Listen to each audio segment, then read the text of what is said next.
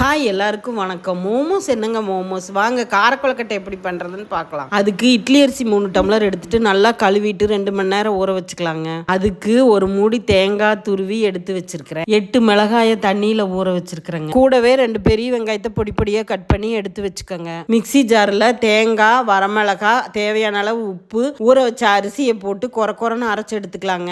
அடுப்பில் வடச்சட்டி வச்சு ஒரு 4-5 கரண்டி எண்ணெய் ஊற்றி கடுகு, உளுந்தம்பருப்பு, கடலைப்பருப்பு, நறுக்கி வச்ச வெங்காயம், கருவேப்பிலை எல்லாம் போட்டு நல்லா வதக்கிக்கலாங்க. வெங்காயம் கண்ணாடி பதம் வந்ததும் நம்ம அரைச்சு வச்சிருக்கிற மாவை அதுல எடுத்து கொட்டி ஒரு 2-3 நிமிஷம் நல்லா கிளறிட்டு மூடி வச்சிடலாங்க. 4-5 நிமிஷம் மாவு வெந்ததுக்கு அப்புறம் எடுத்து ஆற வச்சு கொலக்கட்டை மாதிரி குட்டி குட்டியா கொலக்கட்டை மாதிரி பிடிச்சிக்கோங்க. பிடிச்சி வச்சிருக்கிற கொலக்கட்டைய இட்லி பாத்திரத்துல ஆவியில வேக வச்சிங்கன்னா சுவையான கார கொலக்கட்டை ரெடி. இது ஈவினிங் குழந்தைகளுக்கு ஸ்நாக்ஸாகவும் பண்ணி கொடுக்கலாம். நைட்டு இட்லி தோசை போர் அடிச்சதுன்னா டின்னராகவும் பண்ணி சாப்பிடலாம். பாய்.